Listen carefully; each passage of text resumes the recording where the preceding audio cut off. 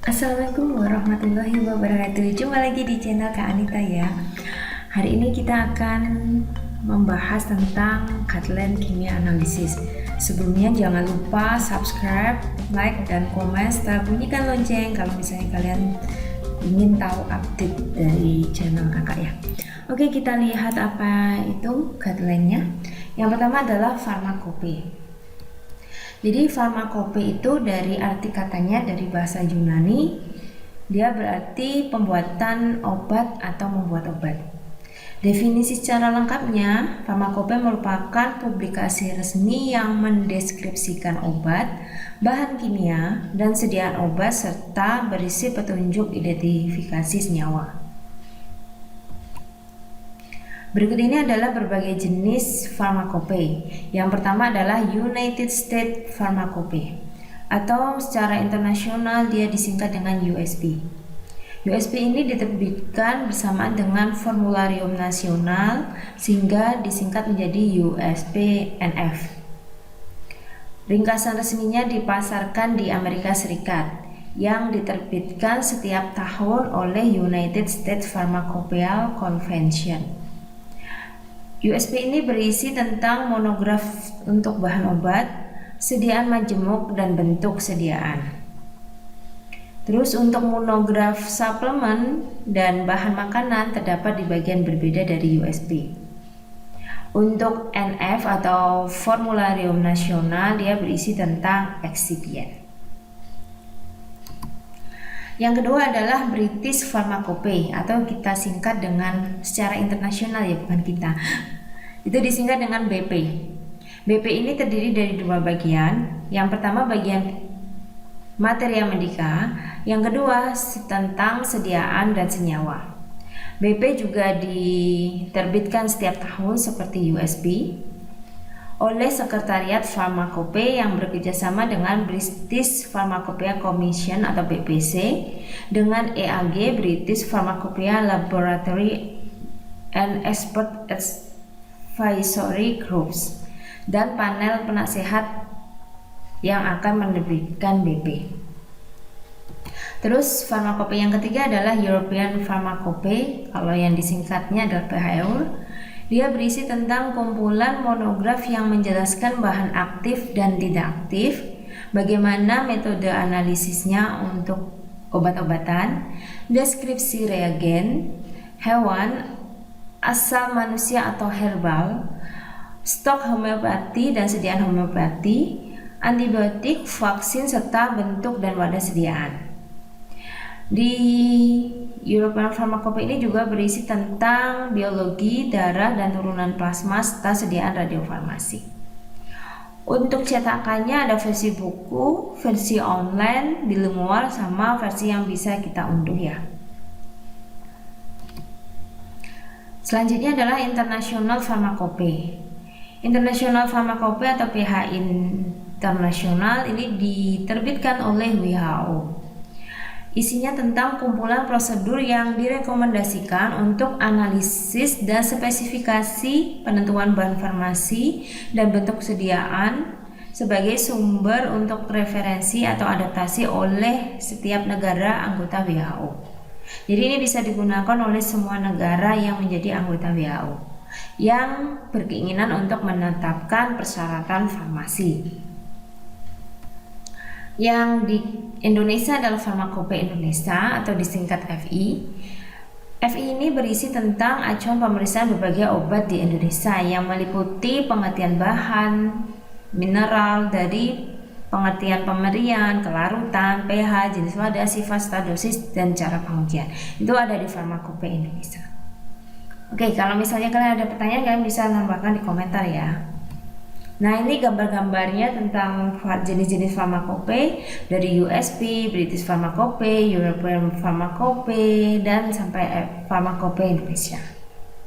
Kalau misalnya dalam cetakan. Oke, selanjutnya tentang AOAC.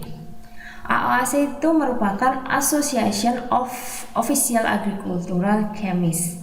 Nah, ini merupakan asosiasi ilmiah nirlaba yang berkantor pusat di Rockville, Maryland. Apa yang diterbitkan dari AOHC? Dia menerbitkan metode analisis kimia standar yang dirancang untuk meningkatkan kepercayaan pada hasil analisis kimia dan mikrobiologi. Jadi dia memberikan atau menerbitkan semua analisis dari standar kimia. Nah, kalau misalnya kalian ingin melihat isinya dari AOHC, kalian bisa cek di websitenya www.aohc.org.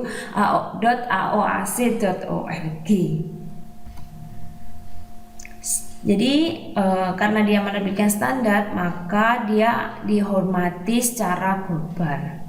Tujuannya adalah memberikan para ilmuwan dan laboratorium menjadi proses yang terverifikasi yang digerakkan oleh konsensus untuk pengujian keamanan pangan. Jadi ini memberikan kemudahan untuk semua peneliti dan lab supaya terverifikasi dalam proses pengujian.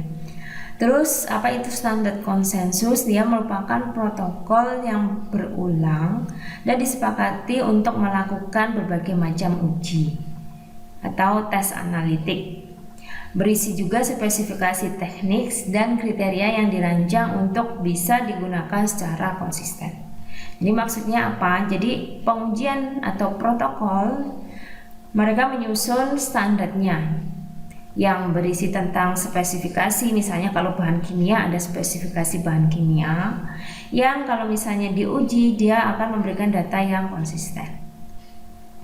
Siapa penggunanya dari AOHC adalah lembaga pemerintah yang mengatur makanan dan produk terkait makanan ataupun produsen makanan untuk memastikan produk mereka sesuai. Kalau di industri farmasi ya berarti industri farmasi gitu. Terus ada juga persyaratan kinerja metode standar atau SMPR. Itu merupakan standar konsensus sukarela yang dikembangkan oleh pemangku kepentingan. Jadi pemangku kepentingan ini adalah yang mau meneliti, yang menetapkan persyaratan kinerja analitis minimum untuk kelas metode analitik. Kalau misalnya itu tidak ada di AOHC. Untuk metode analisis resmi atau metode analitik itu merupakan pedoman dan protokol terperinci yang digunakan dalam melakukan analisis kimia ataupun mikrobiologi. Untuk program metode resmi analisis secara AOHC internasional, ini merupakan program utama organisasi untuk mengembangkan metode konsensus ya. Tadi kan ada metode konsensus, kemudian dia mengembangkan, nah itu dilakukan oleh AOHC internasional. Nah, dari AOHC ini metode yang disetujui dia akan telah menjalani pemeriksaan ilmiah dan sistematik yang ketat dan dianggap sangat kredibel dan dapat dipertahankan.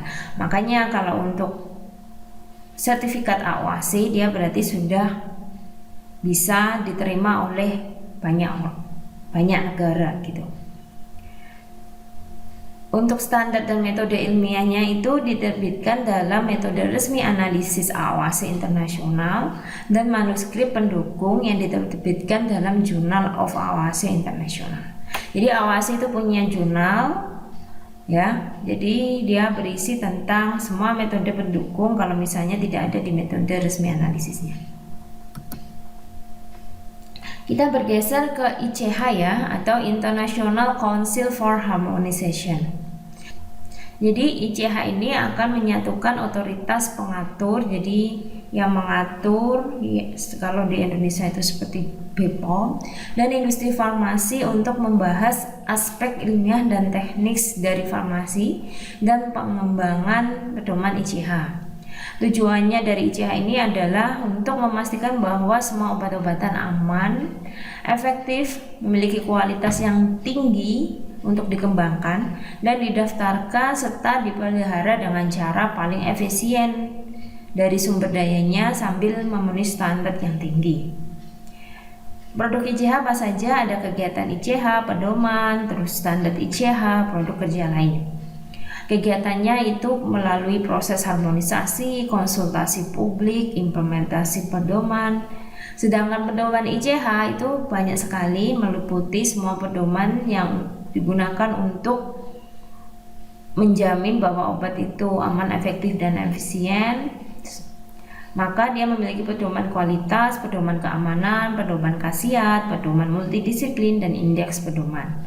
Sedangkan standar ICH berisi atau terdiri dari MedDRA, CTD, sama Electronic Standard. Untuk produk kerja lain ini berisi tentang makalah refleksi dari dokumen pertimbangan.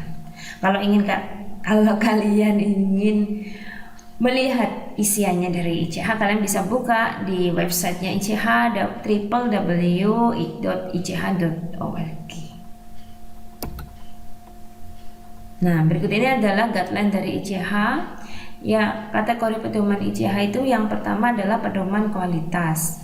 Berisi tentang pelaksanaan studi stabilitas. Jadi kalau ingin cari tentang uji stabilitas, kalian bisa mengikuti pedoman ini.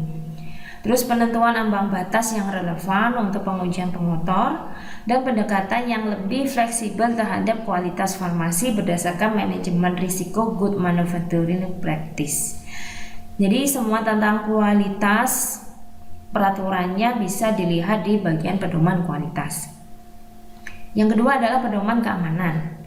Pedoman keamanan ini merupakan pedoman keselamatan untuk mengungkap potensi risiko seperti halnya karsinogenisitas, genotoksisitas, dan reprotoksisitas.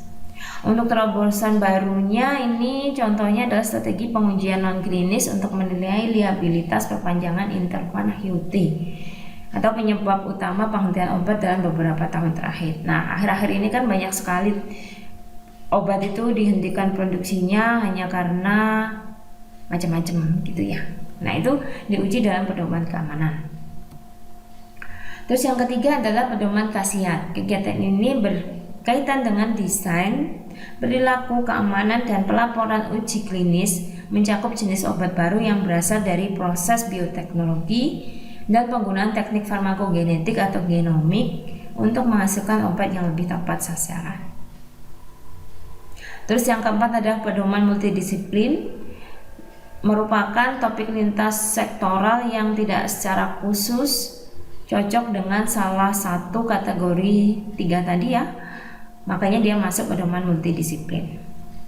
Termasuk terminologi medis ICH, dokumen teknis umum, dan pengembangan standar elektronik untuk transfer informasi peraturan.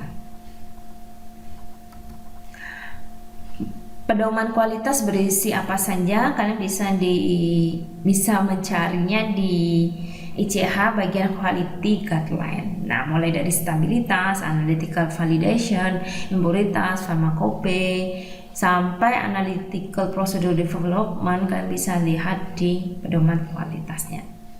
Nah, nanti akan bisa diklik ya, pedomannya berisi apa saja. Ini contohnya adalah analytical validation, maka ada 2 pedoman yang bisa kalian download gitu.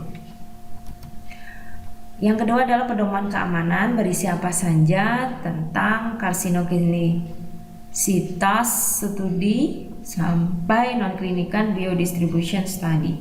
Nah, itu nanti bisa di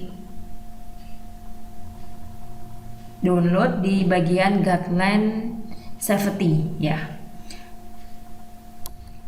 Untuk pedoman khasiat tentang clinical safety for drug untuk long term treatment sampai adaptive clinical trial itu juga bisa dilihat di guideline-nya. Jadi tinggal buka-buka aja ya. Sudah ada linknya di YouTube saya. Terus pedoman multidisiplin mulai terminologi sampai non clinical safety studies itu guideline-nya juga ada. Jadi semua guideline tentang ICH itu sudah ada di websitenya. Jadi kalian pengen apa, pengen studi apa. Kalau untuk studi analytical validation, nah itu ada. Untuk uji statistik di situ ada. Nah, tinggal cari. Nah, kalau misalnya ada pertanyaan jangan lupa ditambahkan di kolom komentar. Subscribe YouTube Dosen Farmasi Cantik dan bunyikan loncengnya serta like ya, ataupun follow IG saya ya @anitapuspawe dan di Facebook saya Anita Puspawidiana. Oke, sekian, terima kasih, sampai ketemu di video selanjutnya. Wassalamualaikum warahmatullahi wabarakatuh. Dadah.